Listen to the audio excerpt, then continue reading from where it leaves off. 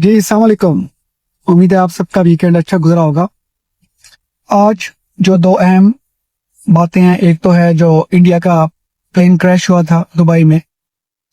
तो सच्ची बात तो यह है कि बहुत दुख हुआ, क्योंकि जो विंग कमांडर नमन सियाल, फिर अभी उसकी बीवी को देखा, बेचारी ने यूनिफॉर्म पहनी हुई है, अपनी तरफ से ग्रेस का भी मुजाहरा कर रही है, लेकिन बीवी भी है तो टूट गई और रोने लग गई। और उसके साथ साथ उसकी छोटी सी बच्ची, मैं खुद भी बाप हूं तो बहुत ही दिल दुखा।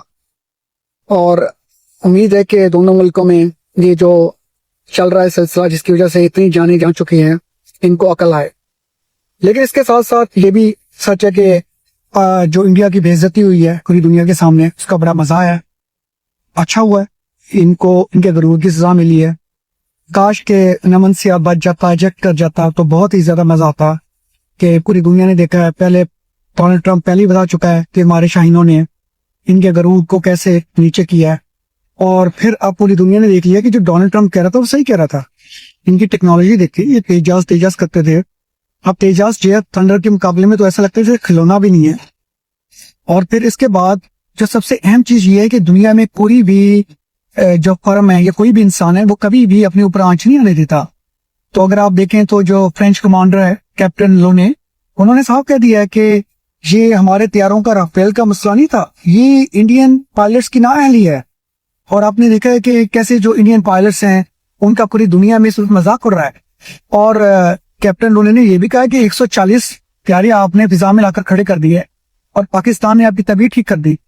तो आपने एक तो गरूर किया, एक पहलगाम हमला हुआ, आपने कोई बात तक नहीं सुनी। तो आप एक ऐसे जंगीरदार, ऐसे बदमाश बने हुए थे जो किसी गरीब आदमी की बात तक नहीं सुनना चाहता। वो कहता नहीं, बस हम तो तुम्हें एक दुनिया के लिए इबरत का निशाना बना देंगे। और आज आप खुद इबरत का निशाना बने हुए हैं। किधर है आपके मेजर गौरव आर्य, किधर है आपके बाकी जो एनालिस्ट हैं, किधर है वो आपके मूर्छों वाले। और अब वो रो रहे हैं कि जी अमेरिका ने पुर्जे नहीं दिए थे। तो आप लोगों को शर्म आनी चाहिए कि अगर आप एक मुल्क के ऊपर जंग मसलत करेंगे, आप कह रहे थे हमारा पानी रोक देंगे, और अभी आपने देख लिया है कि हमने आपकी जंग का ये जवाब दिया है। अगर आप हमारा पानी रोकेंगे, अगर आप आगे बढ़ के कोई बात करेंगे, तो आपके पूरे मुल्क के आबी बुखारात बना के उड़ा देंगे हम।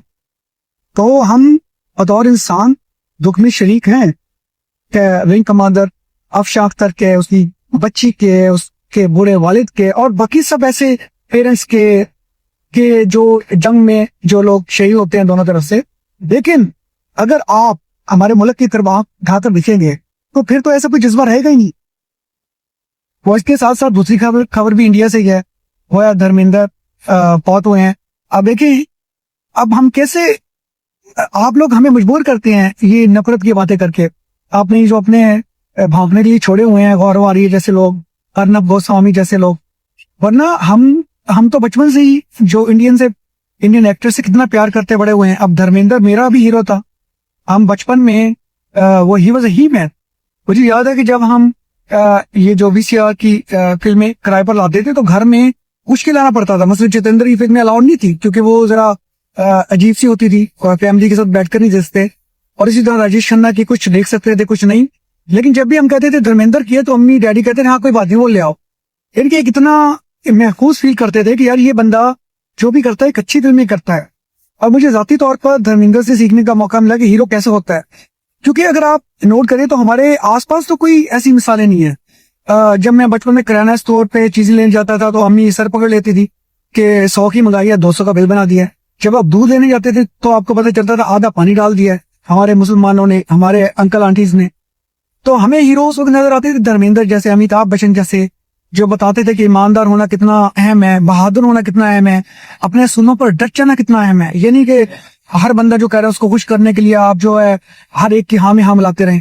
आपको मैन ऑफ ओपिनियन होना चाहिए और उस पर स्टैंड लेना चाहिए। तो ये चीजें हमने सीखी, मैंने धर्मेंद्र से सीखी है। मुझे उसकी मौत का बहुत अफसोस है और मेरी जो है उसकी फैमिली के लिए नेक ख्वाहिशात है। और जब तक हम रहेंगे, जब तक बॉलीवुड रहेगा, धर्मेंद्र का नाम लोग अच्छे लफ्जों में याद रखेंगे। तो अपना ख्याल रखें, मोहब्बत से जिए, प्यार से जिए। शुक्रिया।